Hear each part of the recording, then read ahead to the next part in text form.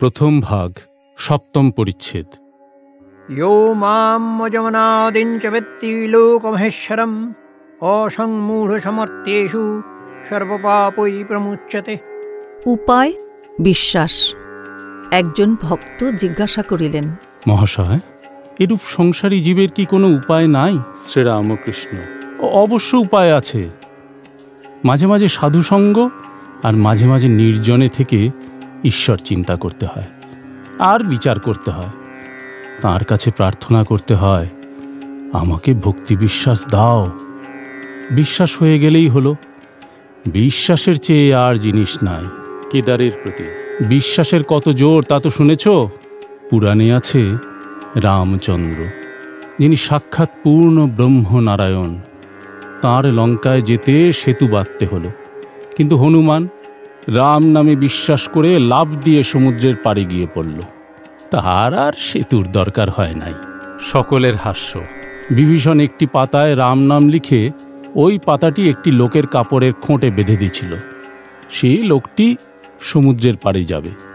বিভীষণ তাকে বললে, তোমার ভয় নাই, তুমি বিশ্বাস করে জলের উপর দিয়ে চলে যাও, কিন্তু দেখো যাই অবিশ্বাস করবে অমনি জলে ডুবে যাবে।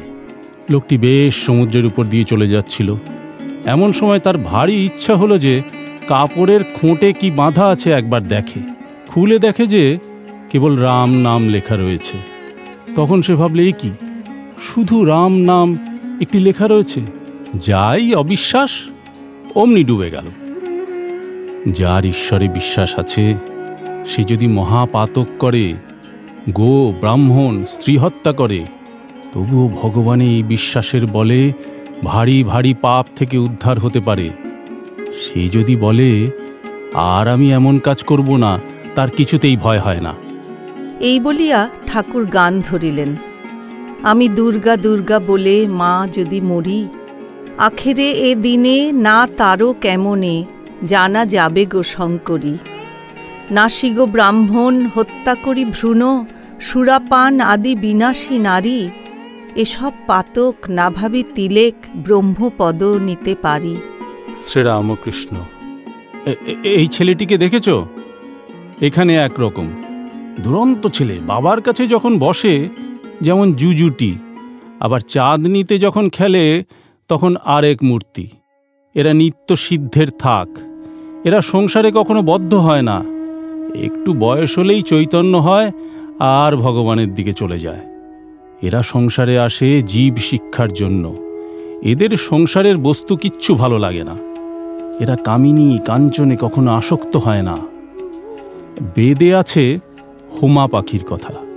খুব উঁচু আকাশে সে পাখি থাকে, সেই আকাশেই ডিম পাড়ে। ডিম পাড়লে ডিমটা পড়তে থাকে, কিন্তু এত উঁচু যে অনেক দিন থেকে ডিমটা পড়তে থাকে। ডিমটা পড়তে পড়তে ফুটে যায়, তখন ছানাটা পড়তে থাকে।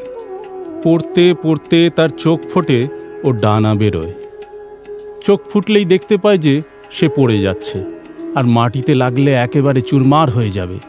তখন সে পাখি মার দিকে একেবারে চোঁচা দৌড় দেয় আর উঁচুতে উঠে যায়। নরেন্দ্র উঠিয়া গেলেন। সভামধ্যে কেদার, প্রাণকৃষ্ণ, মাস্টার ইত্যাদি অনেকে আছেন। শ্রীরামকৃষ্ণ আবার বলিলেন, দেখো, নরেন্দ্র গাইতে বাজাতে পড়াশোনায় সব তাতেই ভালো। সেদিন কেদারের সাথে তর্ক করছিল। কেদারের কথাগুলি কচকচ করে কেটে দিতে লাগলো। ঠাকুর ও সকলের হাস্য। মাস্টারের প্রতি, ইংরেজিতে কোনো তর্কের বই আছে গা? মাস্টার: আগে হ্যাঁ, ইংরেজিতে ন্যায়শাস্ত্র আছে। শ্রীরামকৃষ্ণ: আচ্ছা, কিরকম একটু বলো দেখি। মাস্টার এইবার মুশকিলে পড়িলেন। বলিলেন, একরকম আছে সাধারণ সিদ্ধান্ত থেকে বিশেষ সিদ্ধান্তে পৌঁছনো। যেমন সব মানুষ মরে যাবে, পণ্ডিতেরা মানুষ, অতএব পণ্ডিতেরা মরে যাবে। আরেক রকম আছে বিশেষ দৃষ্টান্ত বা ঘটনা দেখে সাধারণ সিদ্ধান্তে পৌঁছনো। যেমন এ কাকটা কালো, ও কাকটা কালো, আবার যত কাক দেখছি সবই কালো, অতএব সব কাকই কালো। কিন্তু এরকম সিদ্ধান্ত করলে ভুল হতে পারে। কেননা হয়তো খুঁজতে খুঁজতে আরেক দেশে সাদা কাক দেখা গেল। আরেক দৃষ্টান্ত, যেখানে বৃষ্টি সেইখানে মেঘ ছিল বা আছে। অতএব এই সাধারণ সিদ্ধান্ত হলো যে মেঘ থেকে বৃষ্টি হয়। আরও এক দৃষ্টান্ত, এই মানুষটির 32 দাঁত আছে, ও মানুষটির 32 দাঁত। আবার যে কোনো মানুষ দেখছি তারই 32 দাঁত আছে, অতএব সব মানুষেরই 32 দাঁত আছে। এরূপ সাধারণ সিদ্ধান্তের কথা ইংরেজি ন্যায়শাস্ত্রে আছে। শ্রীরামকৃষ্ণ কথাগুলি শুনিলেন মাত্র, শুনিতে শুনিতেই অন্যমনস্ক হইলেন। কাজে কাজেই আর এ বিষয়ে বেশি প্রসঙ্গ হইল না।